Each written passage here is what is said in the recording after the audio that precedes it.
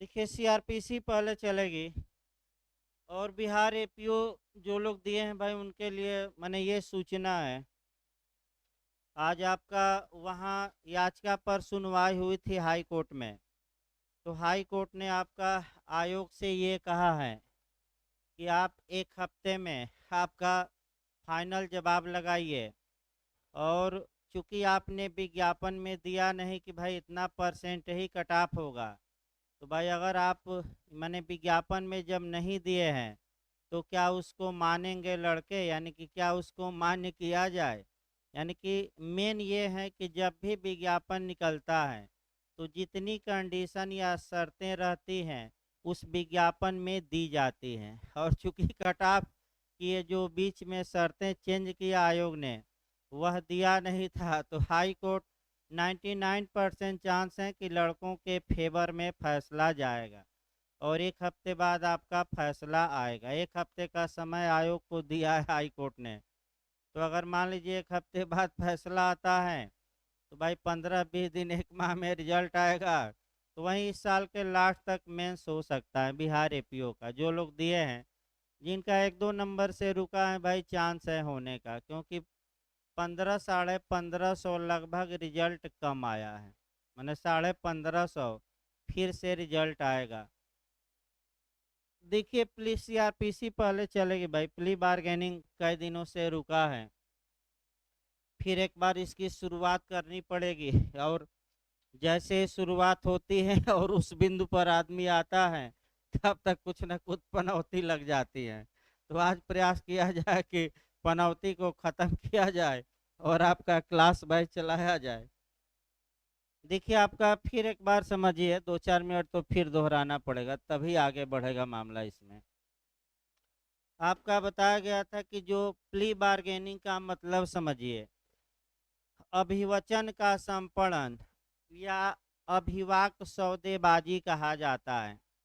यानी कि plea bargaining का मतलब ये हुआ कि जब किसी अपराध का अभियुक्त व्यक्ति स्वयं द्वारा किए गए अपराध को स्वेच्छा से, भाई जबरदस्ती नहीं, फिर एक बार याद रखिए, स्वेच्छा से जांच या विचारण के दौरान, ये भी क्वेश्चन आपका प्री में पूछ सकता है कि प्ली बार्गेनिंग कब लागू होगी, इंक्वायरी के दौरान कि ट्रायल के दौरान की दोनों के।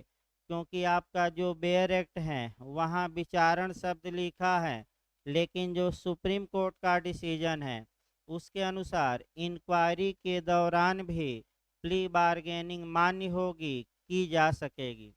तो अलग से भले लिख लीजिएगा भाई, आपका ये बेयर एक्ट में है नहीं, आपका भी हम बताते हैं धारा भाई।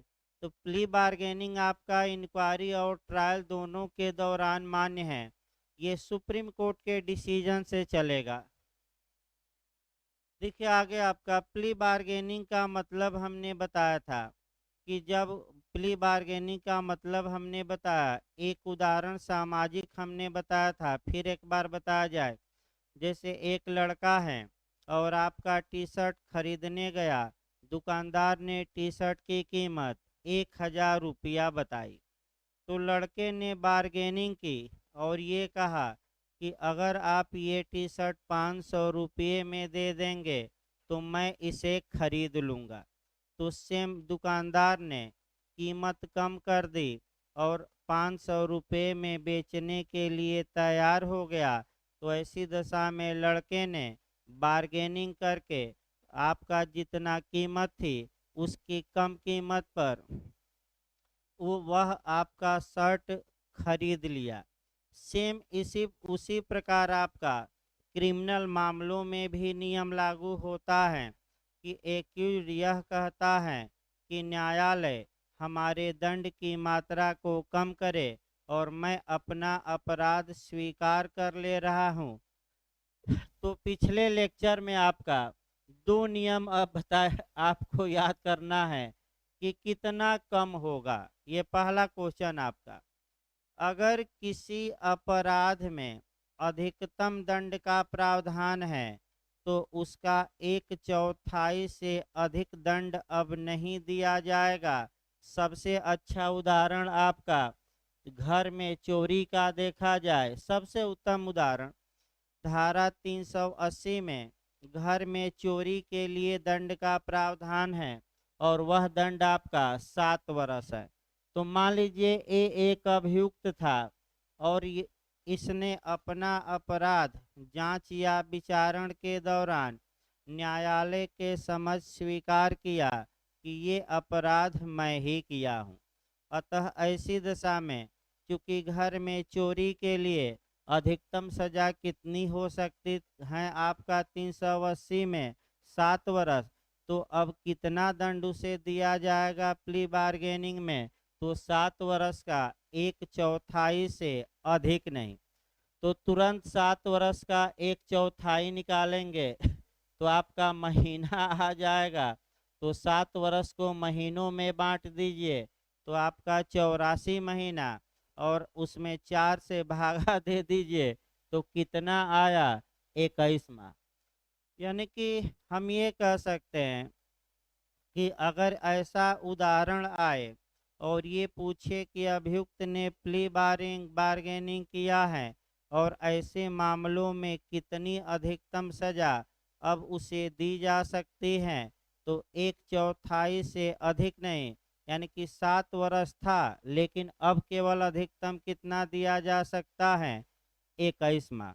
इसमें जो आपका 21 माह में समझना है आपका, इसी में फिर एक बार देखिए न्यूनतम पर, तब इसको फिर हम बैक होते हैं दूसरे कंसेप्ट पर जो आना है 265 अभी भाई सेक्शन नहीं शुरू हुआ है, अभी आपका अध्याय सेक्शन शुरू नहीं हुआ है, अभी पहले कुछ कंसेप्ट बनाइए तब अध्याय शुरू किया जाएगा। दूसरा नियम ये है कि अगर किसी अपराध में न्यूनतम सजा दी गई है तो 2-4 धाराओं में ऐसा मिलेगा कि कम से कम आपका जैसे होता है कि 6 माह से कम की सजा नहीं दी जाएगी, कहीं कहीं लिखा रहता है, यानी कि कहीं कहीं लिखा रहता है कि मान लीजिए कि 1 वर्ष से कम की सजा नहीं दी जाएगी, अधिकतम नहीं लिखा रहता लेकिन कितना लिखा रहता है, कम से कम। तो अगर ऐसे मामलों में प्ली बार्गेनिंग होती है जहां न्यूनतम दंड का प्रावधान किया गया है, तो ऐसी दशा में जो प्ली बार्गेनिंग के बाद अभियुक्त को सजा दी जाएगी वह उस न्यूनतम कारावास के आधा से अधिक नहीं होगी। तो न्यूनतम कारावास के आधा से अधिक, तो 1 वर्ष का कितना निकालेंगे हम, आधा, तो कितना हो जाएगा, 6 माह। यानी कि फिर एक बार नियम देखिए भाई, अगर किसी अपराध में अधिकतम दंड का प्रावधान है तो प्ली बार्गेनिंग में जो अभियुक्त को सजा दी जाएगी वह उस अधिकतम कारावास का 1/4 से किसी भी हाल में अधिक नहीं होगी। एक उदाहरण हमने घर में चोरी का बताया, अगर किसी अपराध में न्यूनतम सजा दी गई है, यानी कि आपका ऐसी दशा में न्यूनतम सजा के मामले में प्ली बार्गेनिंग की जाती है, तो अब कितनी सजा अभियुक्त को दी जाएगी प्ली बार्गेनिंग के बाद, तो उस न्यूनतम कारावास का आधा से अधिक नहीं।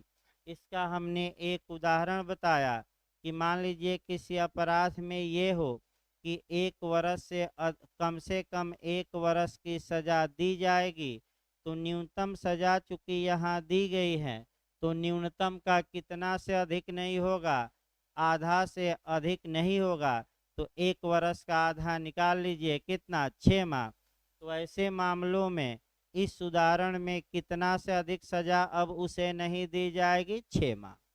ये दोनों नियम भाई अच्छे से तैयार रखिए। इसके बाद आपका मुजराई कराना है, यानी कि आपका घर में ही चोरी का उदाहरण लेते हैं, आपका सेट ऑफ भी भाई आपका पूछा जाता है और ये में आपका आ भी चुका है, सेट ऑफ प्ली बार्गेनिंग में होगा कि नहीं। तो पहले फिर एक बार मुजराई समझिए, या प्रतिसादन या सेट ऑफ या पारस्परिक कटौती भी कहते हैं। यानी कि सिविल मामला अगर होगा तो उसमें धन की कटौती होगी, और अगर क्रिमिनल मामला होगा तो दंड की कटौती होगी। तो पहले क्रिमिनल मामला आपका ये पूछा जा चुका है पिछली बार एचजेएस में भी, तो दो जगह से आपको थोड़ा सतर्क रहना है। सीआरपीसी की धारा 428 में आपका सेटऑफ या मुजराई का प्रावधान है। अब 265 आई कहती है कि अगर प्ली बार्गेनिंग की जाती है, अभियुक्त अपना अपराध स्वीकार करता है, अभियुक्त के दंड को कम किया जाता है, तो क्या वह अभियुक्त के दंड जो कम किया गया है, यानी कि कम करके जो सजा दी गई है, क्या अभियुक्त उसमें प्ली बार्गेनिंग की मांग कर सकता है कि नहीं, ये समस्या है। तो एक उदाहरण देखिए सबसे अच्छा भाई, आपका एक उदाहरण देखा जाए। बैठिए, इधर बैठिए, आगे इधर बैठिए आगे। फिर एक बार इस उदाहरण को ही प्ली बार्गेनिंग पर समझा जाए। पहले जो पूछा गया है पिछली बार वो क्वेश्चन आपका 428 से देखा जाए। ये पूछा गया कि ए एक व्यक्ति है जो किसी अपराध में 1 वर्ष के लिए निरुद्ध रहा जेल में, और उसे अंत में 3 वर्ष के कारावास का दंड दिया गया। तो क्या जो ये 1 वर्ष है वह 3 वर्ष में से मुजराई किया जाएगा कि नहीं, ये आपका पिछली बार का क्वेश्चन है। तो निश्चित रूप से किया जाएगा, क्योंकि उसी मामले में बिना जमानत के ही वह कितने दिन जेल में रहा है, 1 साल, और अंत में सजा कितने साल का दी गई, 3 साल। तो 3 साल में से 1 साल माइनस किया जाएगा, और अब वह कितने दिन जेल में रखा जाएगा, 2 साल। ये किस धारा में हम बता रहे हैं, 428, ये याद रखिए। अब आ जाइए, क्या प्ली बार्गेनिंग में आपका मुजराई या सेटऑफ या प्रतिसादन का सिद्धांत अप्लाई होता है कि नहीं, होता है, और कौन सा सेक्शन है, 265 का आई। इसको समझिए थोड़ा। मान लीजिए एक अभियुक्त है, घर में चोरी किया, प्ली बार्गेनिंग भी किया, अधिकतम उसे अब कितनी सजा दी जा सकती थी, 21 माह, लेकिन न्यायालय ने 10 महीने की सजा दी। फिर एक बार याद रखिए, ये अधिकतम सजा जो दी जा सकती है ये निकला है, और 10 महीने की सजा दी। अब समस्या यहाँ उत्पन्न होगी कि घर में चोरी किया था, पुलिस ने गिरफ्तार किया, और बिना जमानत के वह 1 मास तक जेल में रह चुका था। अंत में जब फैसला आया तो ये हुआ कि प्ली बार्गेनिंग यह किया है, 21 माह सजा दी जा सकती है, लेकिन न्यायालय ने दिया कितना है, 10 माह। अब प्ली बार्गेनिंग में सजा 10 माह दी गई, तो क्या 10 माह में से जो वह पहले बिना जमानत के, बिना निर्णय आए 1 माह रह चुका है, वह सजा माइनस की जाएगी कि नहीं, मुजराई की जाएगी कि नहीं। तो आपका जवाब रहेगा की जाएगी। तो कौन सी धारा बताती है प्ली बार्गेनिंग की, 265 आई। तो सामान्य मुजराई पूछे तो 428, और प्ली बार्गेनिंग में पूछे तो 265 आई। इसके बाद आगे आ जाए, जहाँ तक आपका प्ली बार्गेनिंग की बात है, प्ली बार्गेनिंग मूल सीआरपीसी में ये अध्याय नहीं था, ये अध्याय आपका 21A। अब अगला क्वेश्चन जो बनता है कि प्ली बार्गेनिंग सीआरपीसी के किस अध्याय में दी गई है, तो आपका जवाब रहेगा 21A या 21 को। दूसरा क्वेश्चन आपका पूछा जाता है कि ये कब जोड़ा गया और कब से इन्फोर्स हुआ, ये भी क्वेश्चन बन सकता है। तो आपका बेयर एक्ट में लिखा है कि 2005 में जोड़ा गया, और डेट देखिए तो 23/7 है कि क्या, 5/7, ये डेट आ सकते हैं भाई। कि प्ली बार्गेनिंग का जो अध्याय है यह कब इन्फोर्स हुआ, कब लागू हुआ, तो आपका जवाब रहेगा 5 जुलाई 2006 से। अब अगला आइए, दूसरा आपका क्वेश्चन जो यूपीजे में बना है कि प्ली बार्गेनिंग का प्रावधान किस सेक्शन से किस सेक्शन तक है, ये भी एक बार रिपीट किया है। तो सीआरपीसी की धारा 265 ए से लेकर 265 एल तक, ये याद रखना है। इसके बाद आपका किस समिति की सिफारिश पर जोड़ा गया, तो हम बताए थे जस्टिस मलीमत समिति के, यानी कि प्ली बार्गेनिंग या अभिवाक सौदेबाजी आपका किस समिति की सिफारिश पर जोड़ा गया, तो आपका जवाब रहेगा जस्टिस मलीमत समिति। अब आपका आगे बढ़ा जाए, जहां से आपका देखिए 2 चार्ट बना लेना है। प्ली बार्गेनिंग कब लागू नहीं होगा, यही जो एचजेएसजे और आपका एपीओ में जो क्वेश्चन बन रहा है, आपका ये बन रहा है कि निम्नलिखित में से किस मामले में प्ली बार्गेनिंग का अध्याय लागू नहीं होगा, उसको एक जगह एकत्र करिए। तो भाई एक जगह लिख लीजिए, निम्नलिखित मामलों में अध्याय 21 ए लागू नहीं होगा। यहीं से क्वेश्चन गलती होता है और यहीं से आता भी है, 90% चांस है। उसको एक लिस्ट बना लीजिए, निम्नलिखित मामलों में अध्याय 21 ए यानी कि प्ली बार्गेनिंग लागू नहीं होगा। अब आइए एक एक करके देखा जाए। इसमें लिखिए पहला भाई, ऐसे मामले जिसमें दंड का प्रावधान, फर्स्ट में लिखिएगा, ऐसे मामले जिनमें दंड का प्रावधान मृत्युदंड या आजीवन कारावास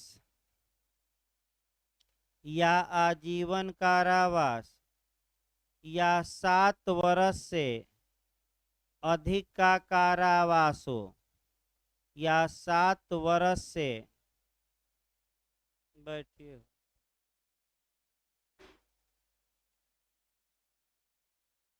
या 7 वर्ष से अधिक का कारावास हो। अब इसमें आपका क्वेश्चन जो बनता है कि प्ली बार्गेनिंग कब लागू नहीं, माने कब आपका लागू होगी, उसमें दिया रहेगा कि ऐसे अपराध जिसमें मृत्युदंड का प्रावधान है, लागू नहीं आज भी। दूसरा, ऐसे अपराध जिसमें आपका आजीवन कारावास का प्रावधान है, इसमें भी लागू नहीं है।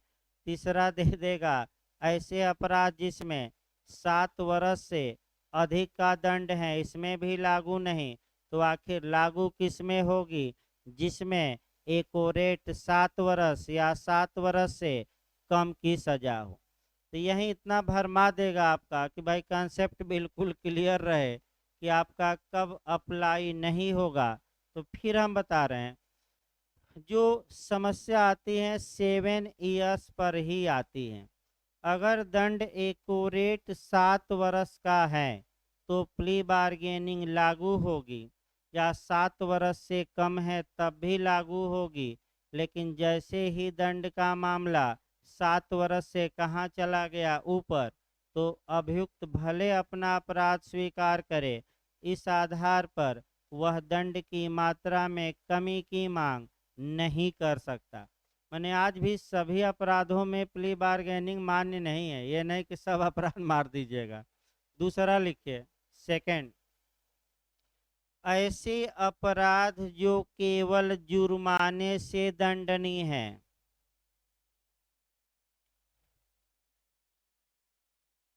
सेकंड लिखिए, ऐसे अपराध जो केवल जुर्माने से दंडनीय है। इसका मतलब ये हुआ कि अपराध ऐसा है जिसमें केवल जुर्माने का ही दंड हो सकता है, तो वहाँ भी ये अध्याय जो है अप्लाई नहीं होगा, लागू नहीं होगा। तीसरा लिखे भाई, ऐसे अपराध जो किसी स्त्री के विरुद्ध किए गए हों, ऐसे अपराध जो किसी स्त्री के विरुद्ध किए गए हों, इसमें भी प्ली बार्गेनिंग लागू नहीं है। अगला लिखिए, ऐसे अपराध जो 14 वर्ष से कम के, ये भी पूछा जा चुका है, ऐसे अपराध जो किसी 14 वर्ष से कम के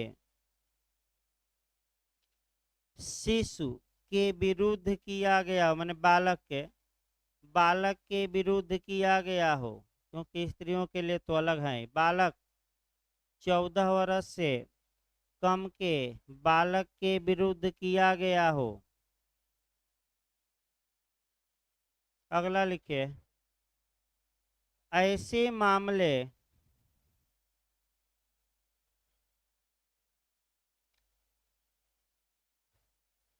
जिसमें अभियुक्त पूर्व दोष सिद्धि के कारण, ऐसे मामले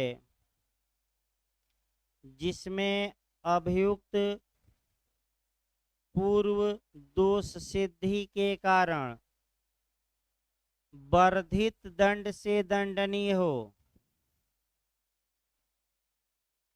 वर्धित माने बढ़ा हुआ, वर्धित दंड से दंडनीय हो।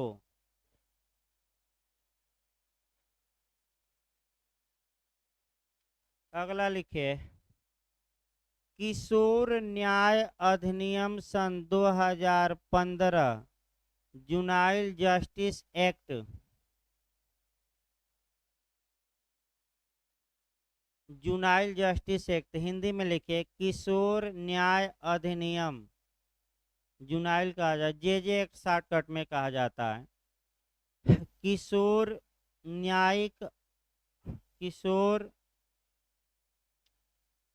न्यायिक अधिनियम 2015 के तहत 2015 के तहत आने वाले मामले,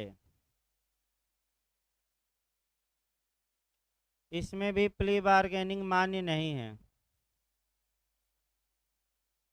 अगला लिखिए, ऐसे अपराध जो देश की, ऐसे अपराध जो भारत लिखिए, विदेश नहीं, या ऐसे अपराध जो देश की, देशी लिखिए, ऐसे अपराध जो देश की आर्थिक एवं सामाजिक दशा को प्रभावित करते हों। ये पिछली बार एजीएस में पूछा गया था। ऐसे अपराध जो देश की आर्थिक एवं सामाजिक दशा को प्रभावित करते हों।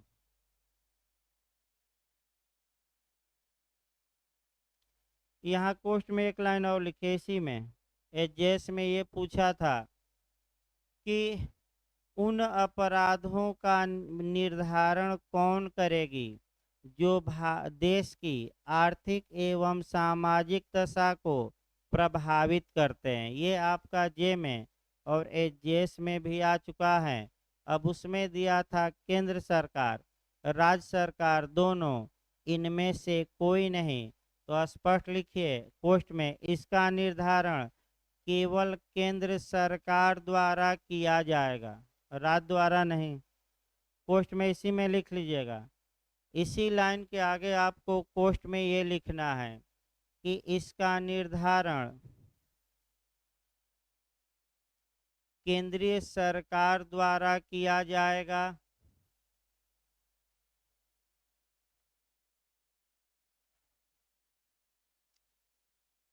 पैराग्राफ चेंज करके लिखिए भाई, आपका हेडिंग डालिए, तो हेडिंग डालिए निम्नलिखित मामलों में प्ली बार्गेनिंग लागू होगा।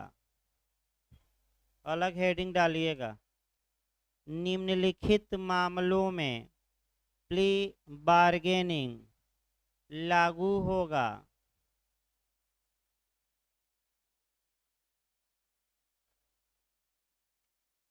लिखिए, एक ही लाइन में लिखना है।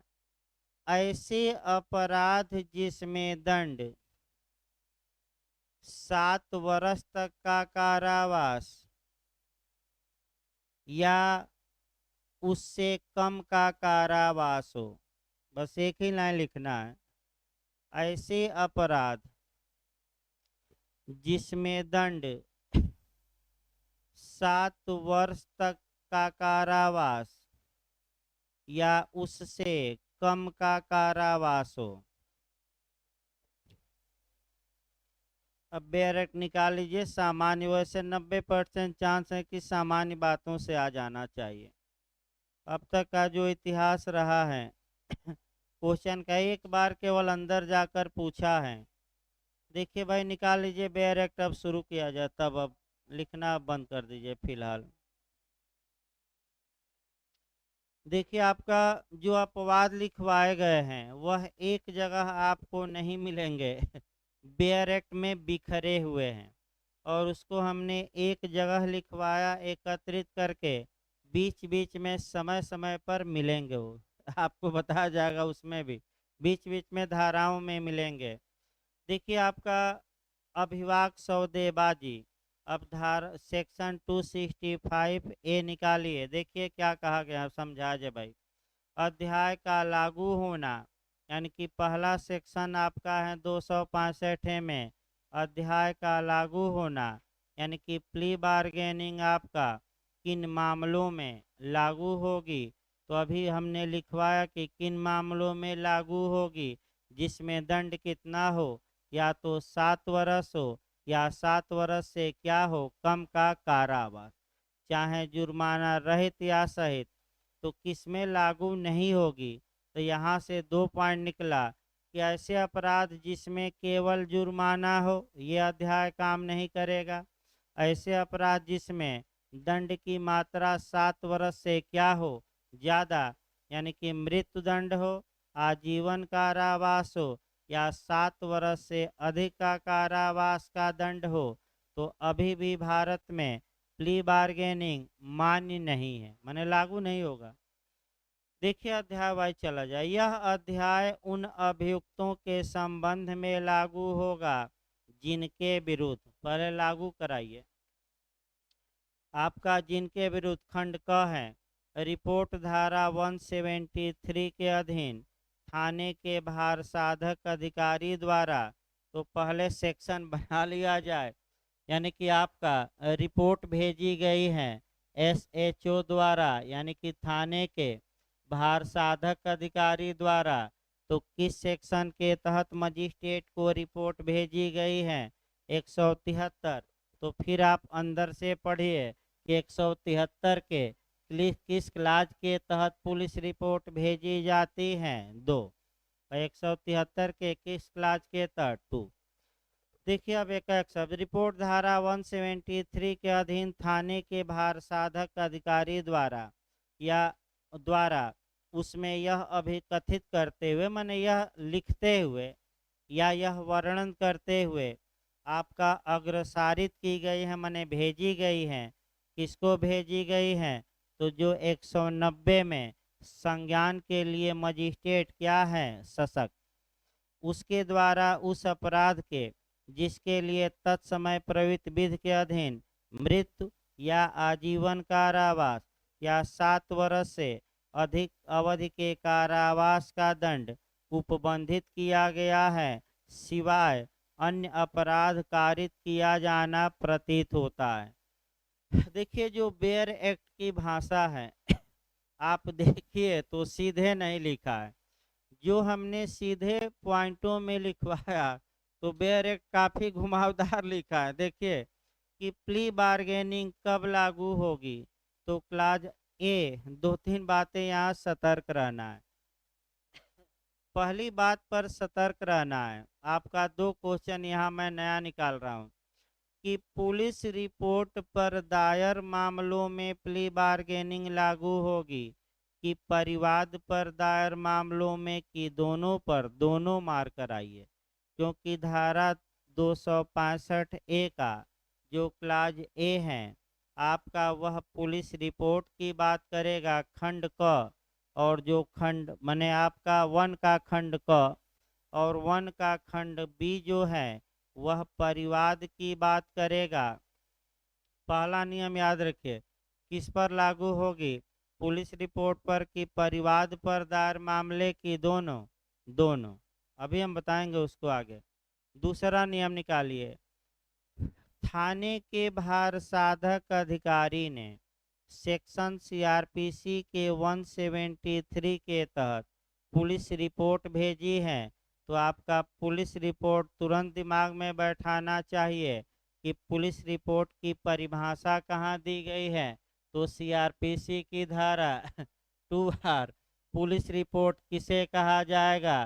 तो जब पुलिस अधिकारी द्वारा 173 के खंड 2 के तहत रिपोर्ट भेजी गई है मजिस्ट्रेट को, उसी को हम पुलिस रिपोर्ट कहेंगे। पुलिस रिपोर्ट कितने प्रकार की होती है? तो 2 प्रकार की, या तो साक्ष्य का अपर्याप्त होना, तो बताइए पुलिस की धारा के तहत कार्रवाई करती है 169 अंतिम रिपोर्ट।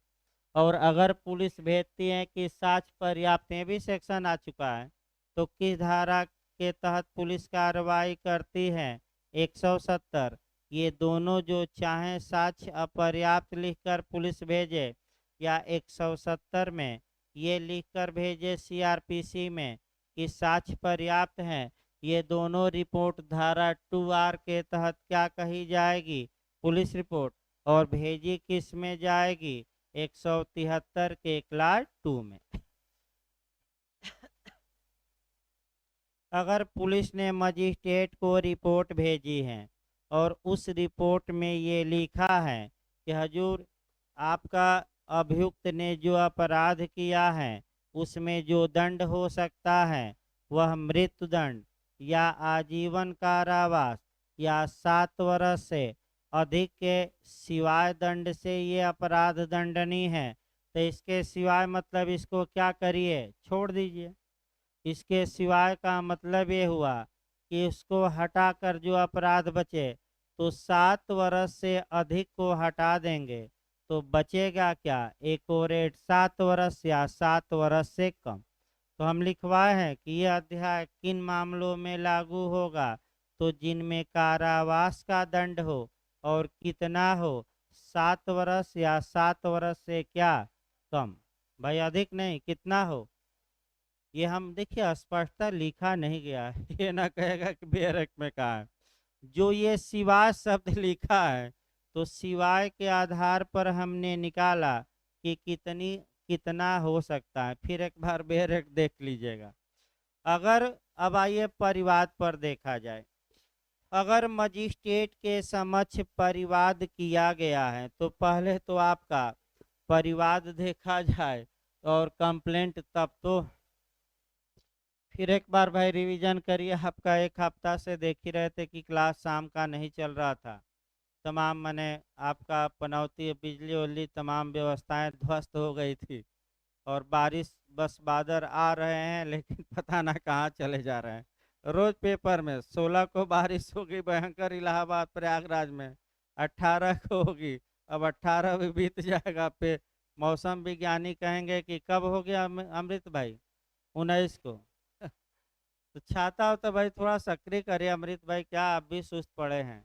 हाँ, छाता हो तो फैलाइए ताकि भाई बारिश हो रही, सो एकदम सुस्त पड़ गए हैं, इसीलिए बारिश वारिश नहीं हो रही है। तो फिर एक बार देखिए भाई, आपका परिवाद की परिभाषा दी गई है। फिर एक बार 2 मिनट दोहरा दिया जाए, क्योंकि भाई मेन है कि जब छूट जाता है तो रिवीजन जरूरी रहता है, एक बार आपका स्मृति ताज़ा करानी पड़ती है। तो आपका कंप्लेंट की परिभाषा दी गई है 2D में। कंप्लेंट का मतलब कि किसके यहाँ किया जाता है? मजिस्ट्रेट के समक्ष।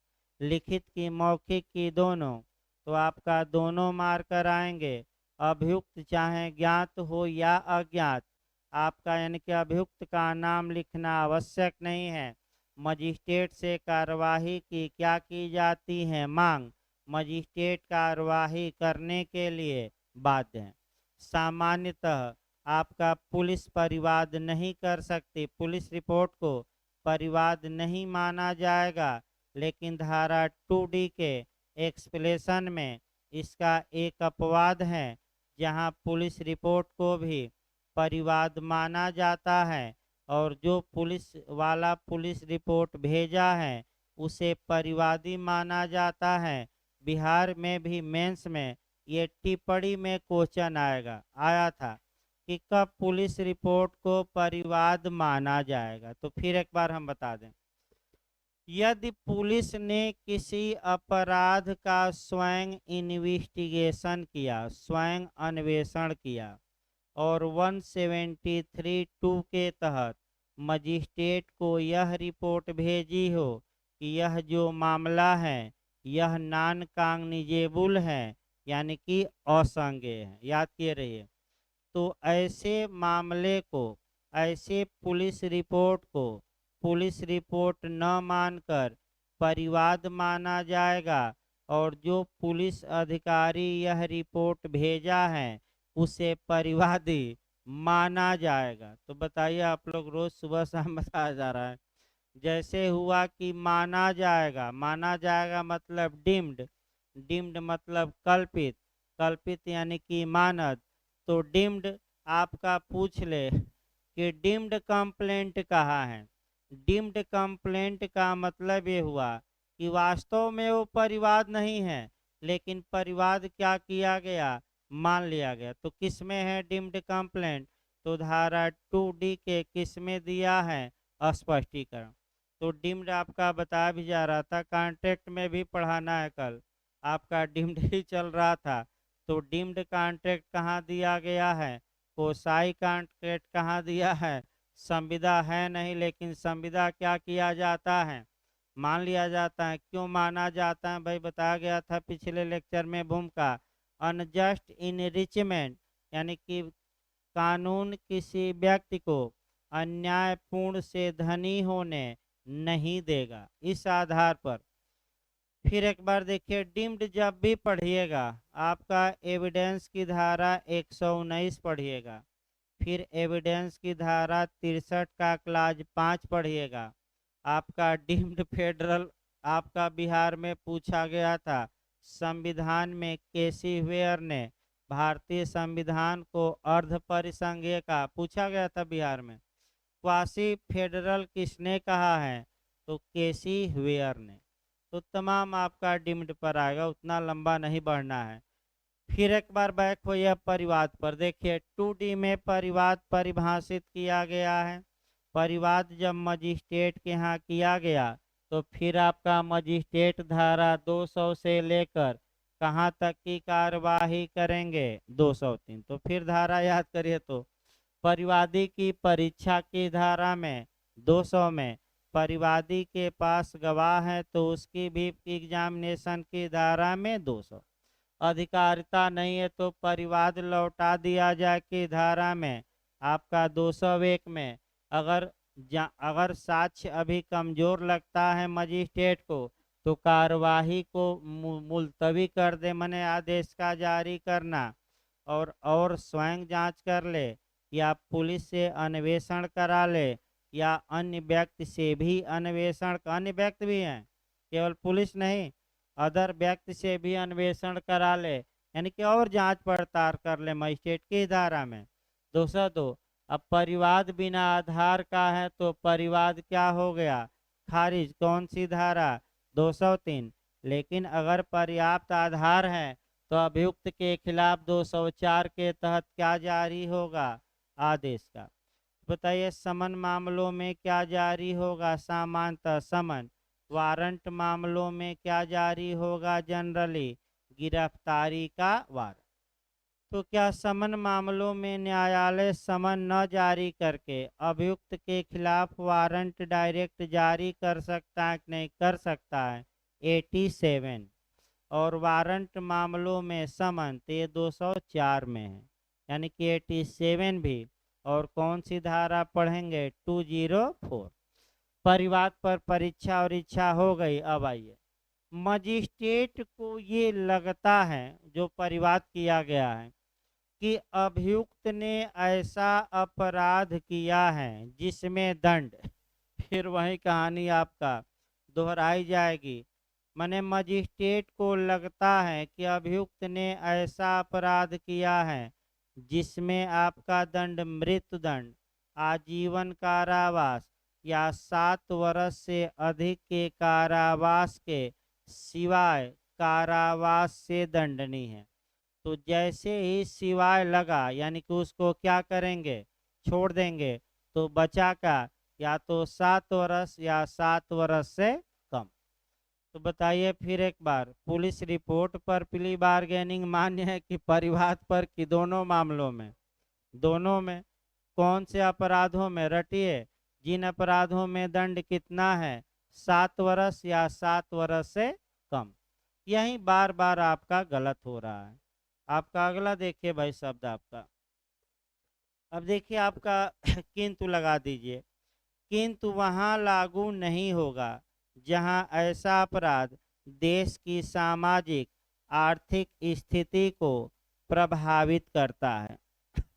ये क्वेश्चन जो भी कारण हो, आपका पिछली बार जेएस में भी बना, आपका कई राज्य एमपी से लेकर कई राज्य बना रहे हैं, और इसमें ये पूछा गया था कि भाई प्ली बार्गेनिंग ऐसे मामलों में लागू नहीं होगा जो देश की जो ऐसे अपराध हैं जो देश की इकोनॉमिक एंड सोशल, आपका कह सकते हैं, दशा को प्रभावित करते हो। इसका मतलब फिर एक बार समझिए, यानी कि अगर कोई इकोनॉमिकल ऑफेंस है या सोशल, सोशल मतलब छुआछूत इत्यादि अपराध है, भले उसमें दंड की मात्रा 7 वर्ष या 7 वर्ष से कम हो, अगर अभियुक्त अपना अपराध स्वीकार करे और कहे कि हमारे दंड की मात्रा में कमी की जाए, तो ये अध्याय लागू होगा कि नहीं? नहीं होगा। और उसके दंड की मात्रा में कोई कमी नहीं की जाएगी। क्यों? क्योंकि स्पष्ट अपवाद दिया गया है कि ऐसे अपराध जो देश की आर्थिक और सामाजिक दशा को प्रभावित करते हैं, उन अपराधों में ये अध्याय लागू होगा कि नहीं? नहीं होगा।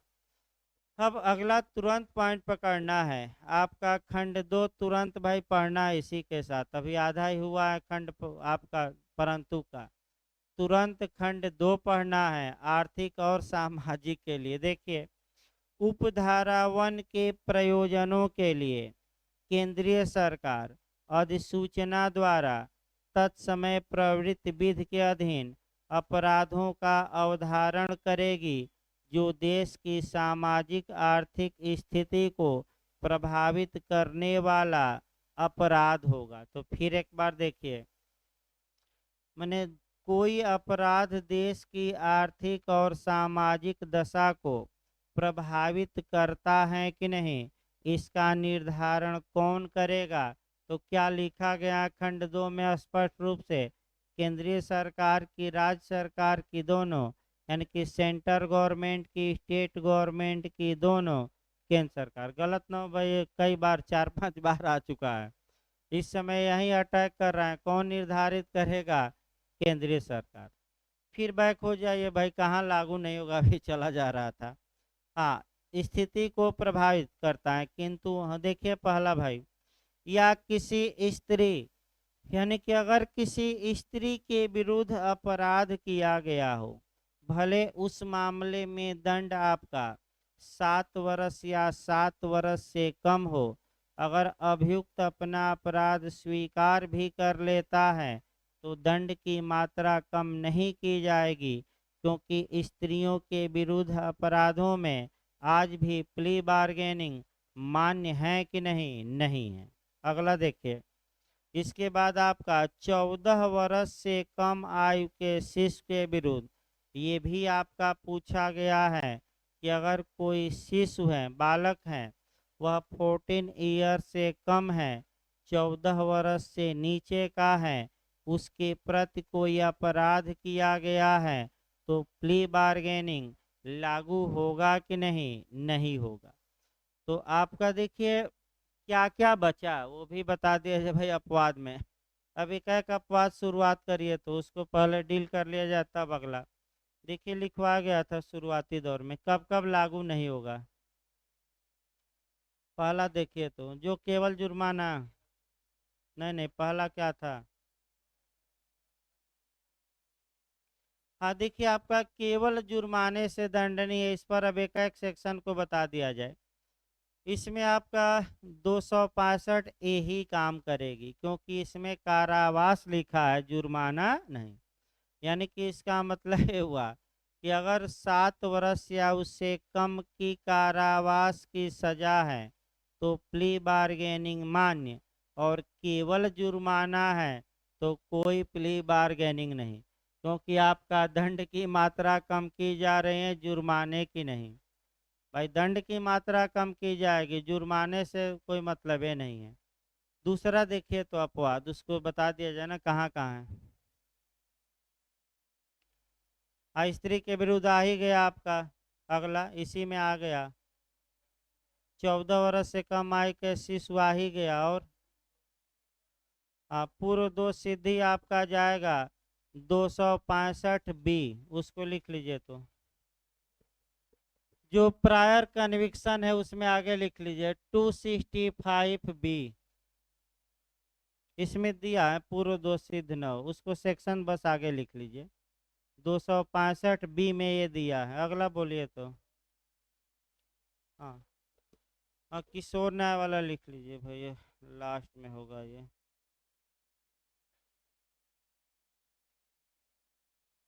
लिखिए 265 एल किशोर न्याय अधिनियम, जो जुनाइल जस्टिस लिखे उस पर सेक्शन लिखिए। लास्ट सेक्शन है 265 एल, जो किशोर न्याय अधिनियम 2015 के तहत आने वाले मामले, उसमें सेक्शन थोड़ा ऐड कर लीजिए। 265 एल 265 एल में ये है। और बताइए। तो सामाजिक दशा बता ही दी गई। और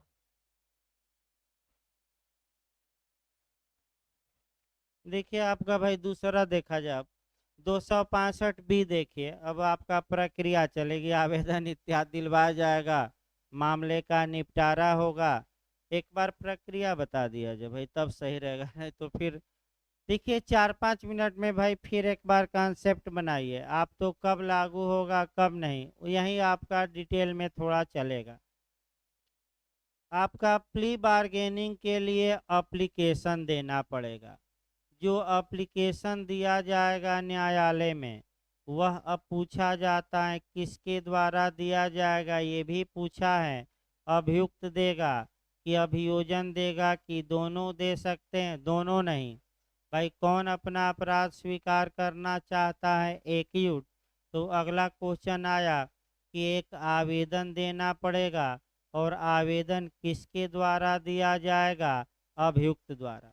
अभियुक्त जब आवेदन देगा तो उसमें संक्षिप्त विवरण देगा क्या क्या मामला था, फिर शपथ पत्र लगाएगा, यानी कि आपका शपथ पत्र लगा देगा, यानी कि एफिडेविट शपथ पत्र लगाकर फिर आपका ये देगा कि मैं सब कुछ समझते हुए स्वेच्छा से, स्वेच्छा जरूरी है, स्वेच्छा से ये एप्लीकेशन दे रहा हूँ।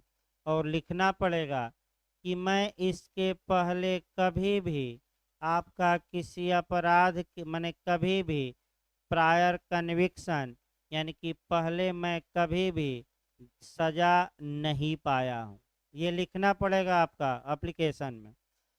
जब एप्लीकेशन अभियुक्त ने दे दिया तो आपका अभियुक्त की परीक्षा की जाएगी मजिस्ट्रेट द्वारा, इस बात की जांच करने के लिए कि अभियुक्त कहीं दबाव में तो नहीं अपना अपराध स्वीकार कर रहा है। तो भाई बंद कमरे में परीक्षा मजिस्ट्रेट कर लिए। फिर आपका जो मुकदमा किया था परिवादी, अभियोजन और दरोगा जी जो अन्वेषण किए हैं, सबको नोटिस जारी की गई। हुआ कि आप लोग बैठकर मामले को सलटा लीजिए। तो अगर सभी लोग रजामंद हो जाते हैं, यानी कि अभियुक्त भी रजामंद और जिसके प्रति अपराध किया गया है वह भी रजामंद हो जाता है, तो न्यायालय में वह समझौता पत्र दाखिल किया जाएगा। न्यायालय समझौता पत्र देखेगा और उस आधार पर आपका अभियुक्त को सजा देगा। अगर अधिकतम दंड है तो उसका 1/4 से अधिक नहीं, और न्यूनतम दंड है तो कितना से अधिक नहीं, उसका आधा से। हाँ, अगर चूंकि अभियुक्त अपना अपराध स्वीकार कर ले रहा है, तो यहाँ आपका महत्वपूर्ण पॉइंट ये है कि क्या अब ऐसे मामलों में अपील हो सकेगी कि नहीं, ये पूछा जाता है कि क्या प्ली बार्गेनिंग में जो फैसला आता है उसकी अपील संभव है कि नहीं। तो सामान्यतः संभव नहीं है, लेकिन दो न्यायालयों में अभी भी आपका हो सकती है, सुप्रीम कोर्ट और हाई कोर्ट में। वह सीआरपीसी अब अप्लाई नहीं होगी। कौन सा आप देखेंगे, संविधान, यानी कि संविधान के आर्टिकल 226 है ना, मैं देख ले रहा हूँ भाई।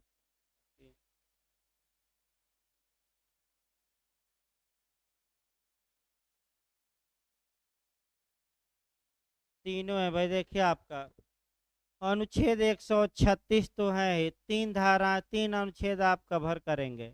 आर्टिकल 136 के तहत एसएलपी अभियुक्त दायर कर सकता है सीधे सुप्रीम कोर्ट में। दूसरा आपका आर्टिकल 226 के तहत हाई कोर्ट जा सकता है। आर्टिकल 227 के तहत हाई कोर्ट, यानी कि सीआरपीसी के तहत अपील का अधिकार समाप्त। लेकिन किसके तहत अपील का अधिकार बना रहेगा, आपका संविधान के तहत। सीआरपीसी के तहत कोई अपील नहीं होगी भाई, केवल संविधान में छूट है। पूछा जा चुका है, गलत ना हो, कि अपील होगी कि नहीं, नहीं होगी। लेकिन कहाँ अपील हो सकेगी, तो हाई कोर्ट और कहाँ, सुप्रीम कोर्ट में अपील क्या हो तो इजाज़त मांगी जाती है। लेकिन हाई कोर्ट में आपका कौन सा आर्टिकल है, 226 और 227। देखिए आगे आपका 265 भी अब शुरू किया जाए। मैंने जो संक्षिप्त प्रक्रिया अपनाई जाएगी ताम झाम वो बताया गया।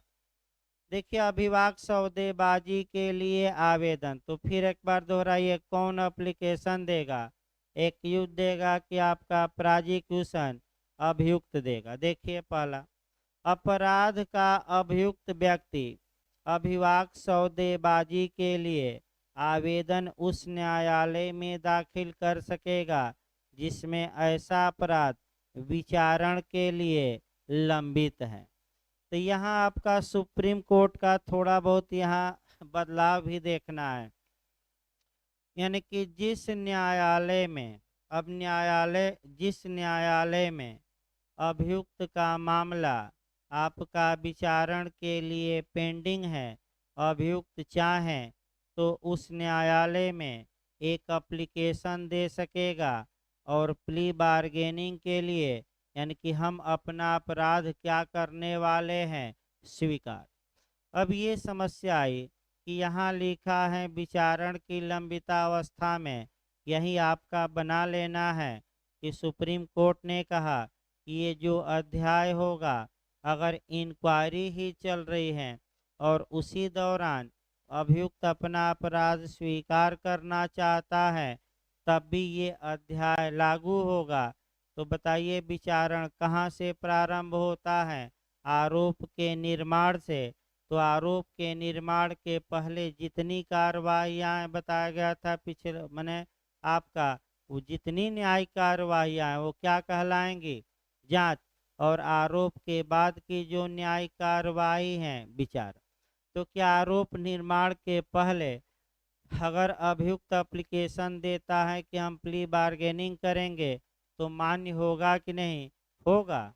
और ये सुप्रीम कोर्ट का डिसीजन। अगला देखिए खंड 2, देखिए उपधारा 1 के अधीन आवेदन में उस मामले का संक्षिप्त विवरण अंतर्विष्ट होगा, यानी कि एफआईआर या जो भी मामला था, अभियुक्त पूरा डिटेल में नहीं, शॉर्टकट में पूरा मामला क्या करेगा, लिखेगा, जिसके संबंध में आवेदन दाखिल किया गया है, जिसमें वह अपराध शामिल हैं जिससे मामला संबंधित है, यानी कि कौन सा अपराध किया ये लिख दे, और अभियुक्त द्वारा दिए गए शपथ पत्र, यानी कि शपथ पत्र लगाना पड़ेगा।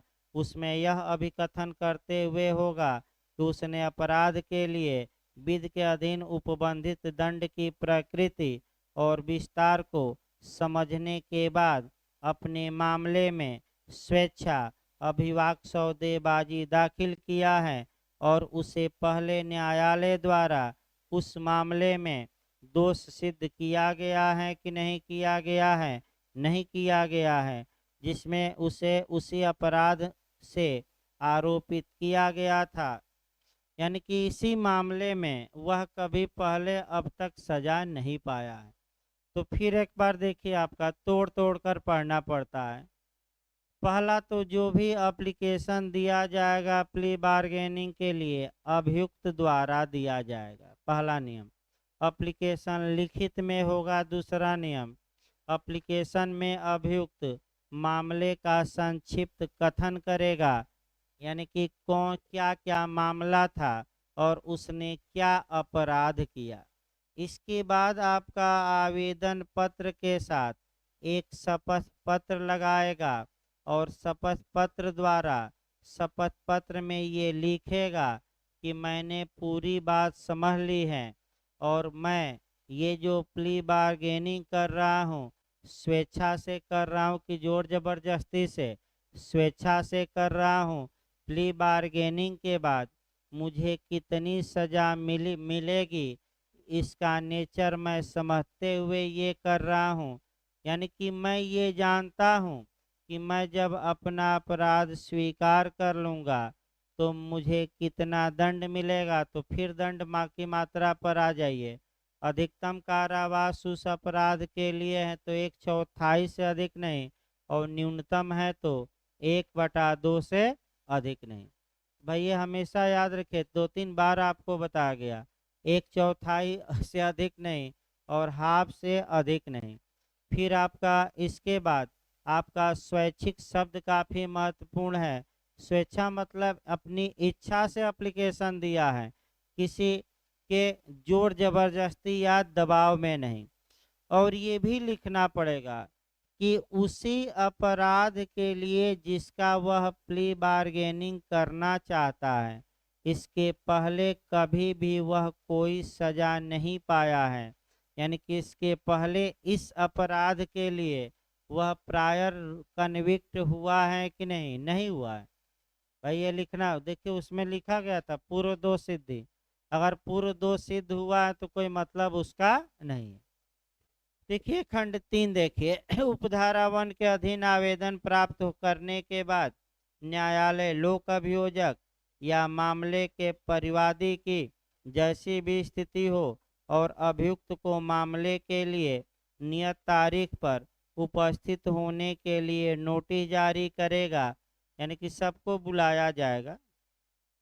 जब लोक अभियोजक या मामले का परिवादी जैसी भी स्थिति हो और अभियुक्त उपधारा 3 के अधीन नियत तारीख पर उपसंजात या उपस्थित होते हैं, तब न्यायालय बंद कमरे में अभियुक्त की परीक्षा करेगा।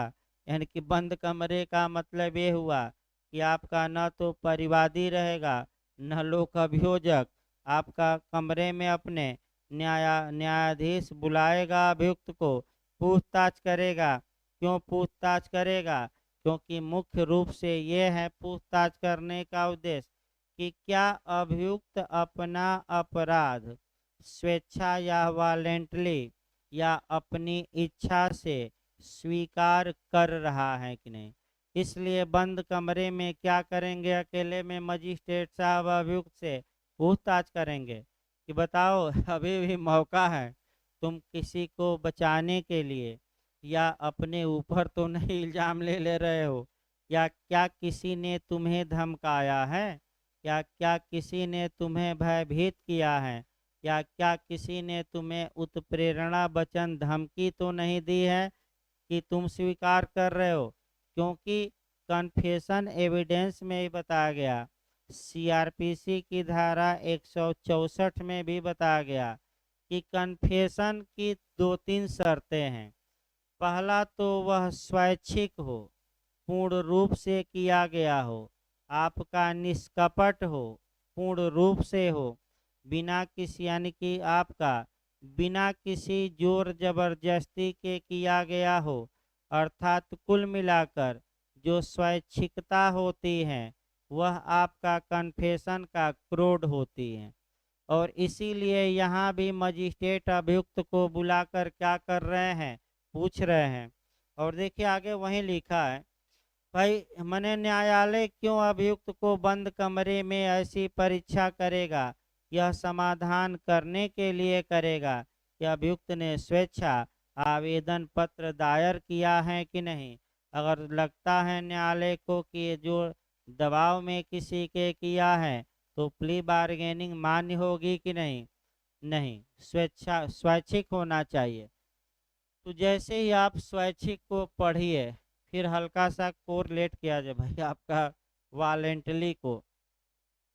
एक तो आईपीसी की धारा 39 पढ़िएगा स्वैच्छिक में, फिर एविडेंस की धारा आपका 29 पढ़िएगा स्वैच्छिक में, और सीआरपीसी की धारा 164, और फिर आपका प्ली बार्गेनिंग में 265 का कौन सा क्लास, बी। देखिए तमाम जगह स्वैच्छिक शब्द आएंगे। और आपका फिर एक बार देखिए, जो वॉलेंटली या स्वैच्छिक शब्द हैं वह आईपीसी के सेक्शन 39 में क्लियर या स्पष्ट किया गया है। कब कहा जाएगा कि कोई व्यक्ति अपनी इच्छा से या स्वैच्छिक या वॉलेंटली कार्य किया है, तो जब उसका आशय हो, या जब उसे ज्ञान हो, या विश्वास करने का क्या हो कारण। 3 पॉइंट पकड़िए, या तो आशय, या ज्ञान, या विश्वास करने का क्या हो। तो भाई जो कल आपका टेस्ट हुआ था उसमें भी पूछा गया था, और ये पूछा गया था अंदर जाकर कि धारा 300 आईपीसी में किस क्लाज में आशय की आवश्यकता नहीं है, या आशय शब्द का यूज ही नहीं किया गया है, तो किस में किया गया है। तो आपका 4 में क्या है, ज्ञान, आशय नहीं है। 4 क्लाज में बांट देंगे तो 4 क्लाज में आपका चौथे में ज्ञान है और 3 में आशय है। इसी प्रकार 299 भी मैं बता चुका हूँ, 3 कंडीशन बताया था। पहले में भी आशय, दूसरे में भी आशय, लेकिन तीसरे में केवल क्या, ज्ञान। भाई आशय की आवश्यकता नहीं है। फिर एक बार बैक होइए। अब आपका स्वेच्छा हम बता रहे हैं। आपका एविडेंस की धारा 29 कहती है कि अगर चेतावनी दी जानी चाहिए, नहीं दी गई, अभियुक्त अपना अपराध स्वीकार कर लिया, तो वह कन्फेशन रेलेवेंट होगा, सुसंगत होगा। सीआरपीसी की धारा 164 ये बताती है कि अगर अभियुक्त ने अपना अपराध स्वीकार किया है मजिस्ट्रेट के सामने, तो मजिस्ट्रेट 3 चेतावनी देंगे कि जो भी बोलना स्वेच्छा से बोलना, दूसरा तुम बोलने के लिए बाध्य नहीं हो, और तीसरा जो भी तुम बोलोगे तुम्हारे खिलाफ एविडेंस में क्या होगा, प्रयोग। तो अब चेतावनी यानी कि इसका मतलब एक लाइन ये हुआ कि जब भी अपराध अभियुक्त स्वीकार करे तो किसी के जोर जबरदस्ती में नहीं, बल्कि क्या करे, स्वैच्छिक रूप से करे, अपनी इच्छा से करे। इसीलिए सब तामझाम किया जा रहा है, नहीं तो इतना तामझाम की क्या आवश्यकता थी। इनको बुलाइए, उनकी परीक्षा। देखिए आगे भाई आपका बहुत लंबा है। अगला देखिए आपका देखिए आपका ये हो गया कि आवेदन स्वेच्छा से। हाँ, न्यायालय को समाधान है कि आवेदन अभियुक्त द्वारा स्वेच्छा से किया गया है। वहाँ वह लोक अभियोजक और मामले के परिवादी जैसी भी स्थिति हो, और अभियुक्त को मामले के पारस्परिक रूप से समाधानप्रद निस्तारण करने के लिए समय प्रदान करेगा, जिसमें अभियुक्त द्वारा पीड़ित को प्रतिकर और मामले के दौरान अन्य व्यय को देना शामिल हो सकेगा, और इसके पश्चात मामले की पुनः सुनवाई के लिए तारीख नियत करेगा। न्यायालय की राय है कि आवेदन अभियुक्त द्वारा स्वेच्छा से दाखिल किया गया है। तो जब स्वेच्छा से दाखिल नहीं किया गया है तो आप लोग बताइए प्ली बार्गेनिंग मान्य होगी कि मुकदमा चलेगा। तो कब प्ली बार्गेनिंग में आगे मामला बढ़ेगा? अब जब स्वेच्छा से दाखिल किया गया हो कि स्वेच्छा से न किया गया हो। तो फिर एक बार कॉन्सेप्ट बना लीजिए। अगर स्वेच्छा से दायर किया गया मजिस्ट्रेट को लगता है तो परिवादी को नोटिस जारी करेंगे, लोक अभियोजक को करेंगे और अभियुक्त को करेंगे। कहेंगे कि आप लोग मिल बैठकर कितना मुआवजा अभियुक्त देगा ये सब क्या करिए समझ लीजिए, और एक समझकर एक समझौता पत्र हमारे न्यायालय में दाखिल कर दीजिएगा। लेकिन ये कब? जब अभियुक्त स्वेच्छा से आवेदन दिया हो कि अस्वेच्छा से। तो आपका स्वैच्छिक और अनैच्छिक दो पॉइंट पकड़िए। तो अनैच्छिक मतदाता आपका आईपीसी के किस धारा में? तो 85 में, और स्वैच्छिक मतदाता 86। इसी पर पकड़िए। यानी कि अगर अनैच्छिक है तो प्ली बार्गेनिंग नहीं बल्कि मुकदमा जिसे रेगुलर चलता है क्या होगा? चलेगा। अगर स्वैच्छिक है तभी प्ली बार्गेनिंग के लिए आगे मामला बढ़ाया जाएगा। जैसे आईपीसी में भी रटिए पूछा जाता है कि अनैच्छिक मतदाता किस सेक्शन में है? 85। कैसा बचाव देगी? आंशिक देगी कि पूर्ण देगी? पूर्ण। और स्वैच्छिक मतदाता किस सेक्शन में? 86। आंशिक बचाव देती हैं कि पूर्ण बचाव? आंशिक बचाव। आशय के मामले में बचाव देगी कि ज्ञान के मामले में कि दोनों? बताया गया था दोनों में नहीं, किस में देगी? आशय में देगी और ज्ञान में कोई बचाव नहीं देगी। तो फिर एक बार बैक होइए भाई, देखिए आपका प्ली बार्गेनिंग। अगला आइए आपका समझौता कराकर समझौता पत्र दाखिल कराइए। आपका 265 सी देखिए, पारस्परिक रूप से समाधान प्रद निपटारे के लिए मार्ग निर्देशन। धारा 265 बी की उपधारा 4 और खंड क के अधीन पारस्परिक रूप से समाधान प्रद निपटारा करने में न्यायालय निम्नलिखित प्रक्रिया के अनुसार कार्य करेगा। तो भाई क्या प्रक्रिया अपनाएगा? तो मामले को बांट लीजिए, क्या न्यायालय गाइडेंस देगा और उसी गाइडेंस के अनुसार सब मिलजुल कर मामले को निपटाएंगे।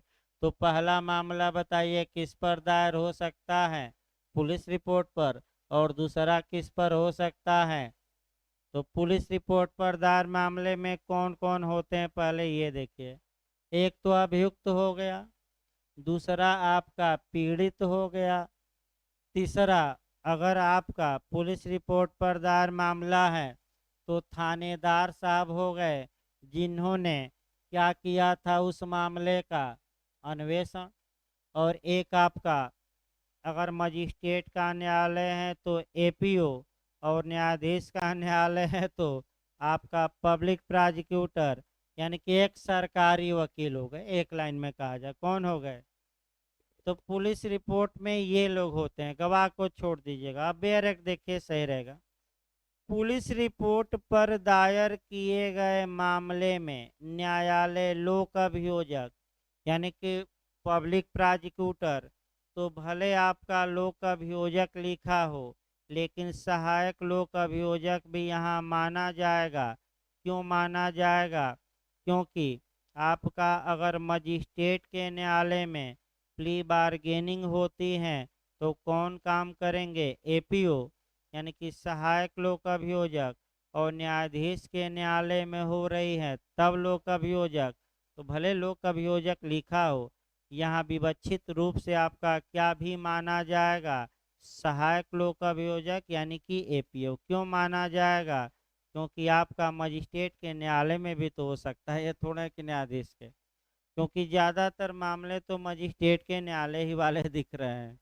अगला देखिए, इसमें पुलिस रिपोर्ट पर दायर किए गए मामले में न्यायालय लोक अभियोजक पुलिस अधिकारी जिसने मामले का अन्वेषण किया है, अभियुक्त और मामले के पीड़ित को मामले का समाधान प्रद करने के लिए बैठक में भाग करने के लिए नोटिस जारी करेगा। तो जब न्यायालय को लग गया कि आवेदन स्वेच्छा से दिया गया था, तो न्यायालय अब पुलिस रिपोर्ट पर दायर मामला है तो किसको किसको कहेगा कि एक जगह एकत्र होइए और एकत्र होकर समाधान करना हो तो कर लीजिए। तो बताइए किसको किसको नोटिस जारी होगा? अभियुक्त को, और किसको? पीड़ित को, और किसको? तो थाने के किस थाने के भारसाधक अधिकारी को, जिसने क्या किया था अन्वेषण, और किसको? लोक। इनको कहा जाएगा कि भाई इस तारीख को आप लोग आइए, आपस में मीटिंग करिए, बैठकबाजी करिए और बैठकबाजी करके मामले में समाधानप्रद रूप से कुछ समझौता करके हमारे पास क्या करिए? दाखिल। तो अगर इसमें से कोई ये हो जाए, फिर मैं बता दूं, कहे कि नहीं, अगर पीड़ित कहे कि नहीं हम नहीं मानेंगे, तब भी प्ली बार्गेनिंग नहीं। थानेदार कह दें कि नहीं इतना अन्वेषण बेकार हो जाएगा, तब भी नहीं। लोग कभी हो जाए कह दे कि नहीं, प्ली बार्गेनिंग नहीं। यानी कि केवल अभियुक्त द्वारा अपना अपराध स्वीकार कर लेने से प्ली बार्गेनिंग नहीं होगी। इसका मतलब कि इसमें से 4 पक्ष हैं, चारों पक्ष क्या हो? रजामंद हो कि न हो, और एड आइडम हो। एड आइडम मतलब एक ही बात पर एक भाव में सहमत। यानी कि चलो पीड़ित को 1 लाख रुपया क्या दिलवाया जाएगा, मुआवजा अभियुक्त देगा, ये मान लीजिए, तो सभी लोग रजामंद होंगे, तभी आपका प्ली बार्गेनिंग होगी।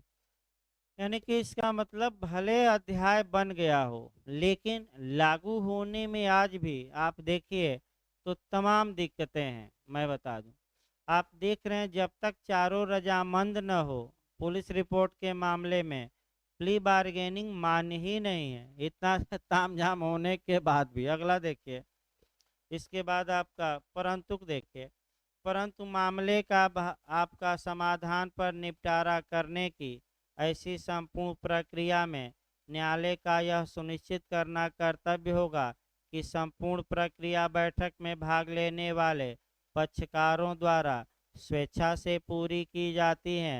यानी कि किसी को जोर जबरदस्ती करके न बुलाया जाए, सबको नोटिस जारी किया गया। और आना वैकल्पिक है कि बाध्यकारी हैं, वैकल्पिक हैं, चाहे तो व्यक्ति आए और चाहे तो बताइए दरोगा जी आने के लिए बाध्य हैं कि नहीं? नहीं। पीड़ित बाध्य हैं कि नहीं आने के लिए? नहीं। अभियुक्त बाध्य हैं कि नहीं? नहीं बाध्य हैं। नहीं होगा तो आगे मामला चलेगा।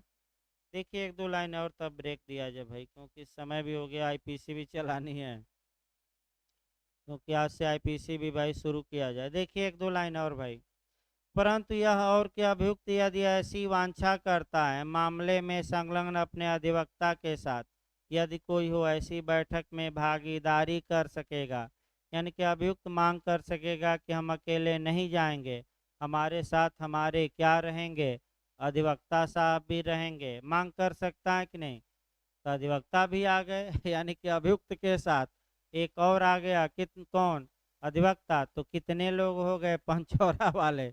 और पांचों लोग पंचौरा करें, और जब तक कि पंचौरा में निष्कर्ष न निकल जाए तब तक आपका प्ली बार्गेनिंग मान्य नहीं। तो अगला देखिए, इसमें पुलिस रिपोर्ट से अन्यथा दायर मामले में, तो बताइए अन्यथा दायर में कौन रहता है भाई? अगर परिवाद रहता है तो एक तो परिवादी रहता है, दूसरा कौन रहेगा? अभियुक्त। और अगर परिवाद संज्ञेय मामले से रिलेटेड है तो लोक अभियोजक। और अगर परिवाद पर अन्वेषण करा दिया गया है तो अलग बात है। देखिए, पुलिस रिपोर्ट से अन्यथा दायर मामलों में न्यायालय अभियुक्त और मामले के पीड़ित को मामले का समाधान प्रद निपटारा करने में बैठक में भाग के लिए नोटिस जारी करेगा। बस वहीं आया कि अभियुक्त चाहे तो किससे अपना मने किसको बुला सकता है? अपने आपका अधिवक्ता को बुला सकता है। यानी कि परिवाद वाले मामले में ज़्यादा लोगों की आवश्यकता नहीं है, कौन आ जाए? आपका पीड़ित यानी कि परिवादी, दूसरा कौन आ जाए, अभियुक्त, और आपस में क्या कर लें मिलके, यानी कि पुलिस रिपोर्ट वाले हाँ, और इसमें भी वही है कि अगर आपका अभियुक्त चाहता है तो किसको अपने साथ में ले सकता है, प्लीडर। यानी कि ज़्यादा तामझाम पुलिस रिपोर्ट वाले दायर मामलों में ही है, क्योंकि आपका अभियुक्त रहेगा, पीड़ित रहेगा, थाने के बाहर साधक अधिकारी रहेंगे जिन्होंने अपराध की क्या की थी विवेचना, और कौन रहेंगे, लोक अभियोजक। लेकिन परिवाद पर दायर मामलों में 2 लोग ही पर्याप्त हैं। अभियुक्त चाहे तो 1 लोग और हो सकते हैं, वह कौन रहेंगे, अभियुक्त के अधिवक्ता, चाहे तब।